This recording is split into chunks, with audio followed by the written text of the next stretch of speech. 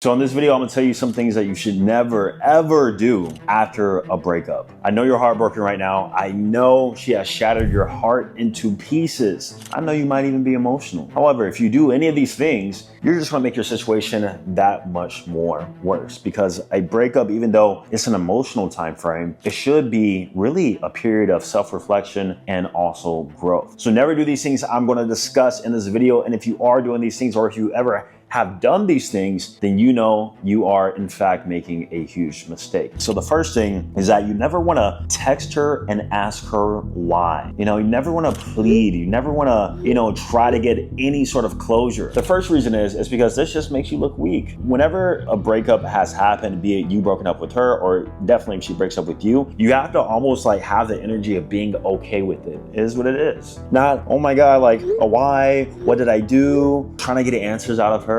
That actually makes her less attracted to you. Like, she's already not attracted to you, but this in itself, this action, this behavior makes her even more repulsed by you, even more disgusted. And guess what? If you do act like that, best believe she's not gonna have any sort of curiosity towards you or anything that makes her question whether or not she made the right choice and made the right decision. We want her to almost question herself as to, is this a good decision? And the way we do that is by almost being okay with it, almost having that, okay, I completely understand where you're coming from sort of energy. And what this also does is it showcases more abundance on your side, because when you give off that energy, it shows that, hey, I'm kind of okay with this. In fact, I will attract a woman who's harder than you. I will attract a woman who brings more value to me. And just by having that energy alone, that's what you're gonna show to her. Now, number two is that we actually never wanna block her. So what do most guys do? They act very, very emotionally. They go to her Instagram, they block her, they're texting her, they get upset, they block her number. And guess what?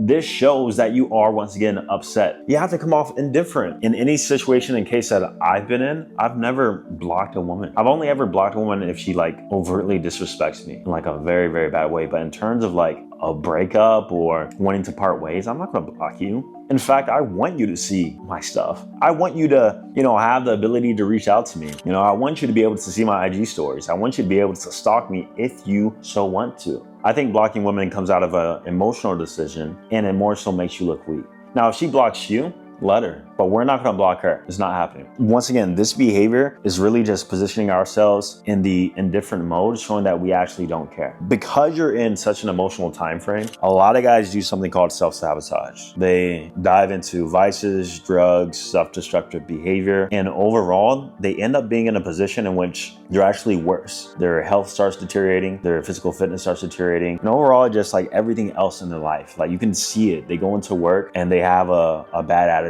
So with that being said, we have to completely reframe the self-sabotage into self-improvement. At this point in your life right now, you should have so much motivation to improve, to become a better man, to find better even, that these self-sabotage behaviors won't even perpetrate your brain whatsoever. I remember in college, this girl, she just got out of a breakup. And this girl never smoked weed ever a day in her life. But guess what? Time that breakup happened, I started noticing that she was smoking weed every single day. She started going out and partying. She started doing these self-destructive things that will actually make her less attractive to a future partner. And yeah, it is a phase, and hopefully it doesn't last long. But I think we should completely avoid that phase altogether. Don't get into any vices, no drugs, no alcohol. In fact, don't even go out and party. Focus on the elements in which you now can see that you need improvement in. That's what's really going to take you to the next level. The reason why she left you in the first place is because you probably lacked some sort of area, or she definitely didn't view you as her best option. And so how can we make the next woman view us as the best option, right? We get into self-development. Regardless, even if it doesn't translate to anything, self-development is going to be a lot better than anything otherwise, right? And so go to the gym more,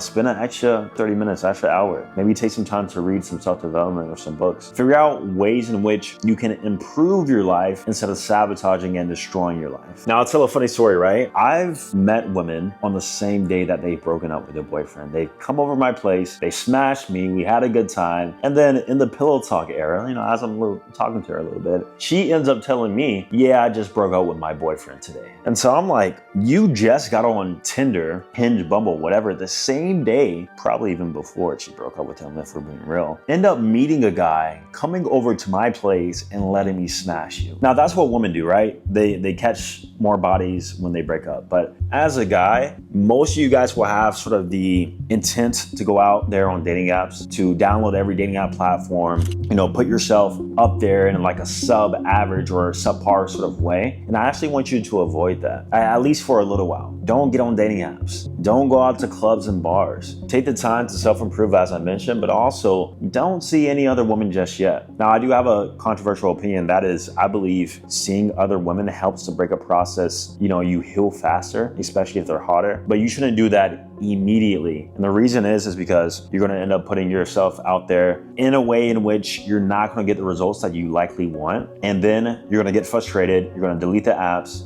And then you're gonna feel like shit is hopeless. And then you're gonna go back to your ex, text her, you're gonna break no contact, and then the cycle is just gonna repeat. Then she's gonna lose respect for you. She's not gonna see you as a man of value of any sort, and she's overall gonna be repulsed by you. All right, so don't go on dating apps just yet. Take some time, I would say at least 4 weeks, at least a month at the minimum, before you start putting yourself back out there. And if I was to go through a breakup again, that's one thing I would tell myself too. I'll be like, just hold off just a little bit. The day she breaks up with you, you don't have to go out there and download Tinder. The results aren't going to be in the way that you personally like. You are going to deal with the frustration of the modern dating marketplace. And I don't want you to self-sabotage even more through that frustration. Now, when you are ready, that's when you can apply what I call the Romeo effect. And the Romeo effect is essentially position yourself in such an attractive way in which the women have no choice but to match with you, but to show up, but to be high interest. And that's how you effectively, after a while, get over your ex. I've been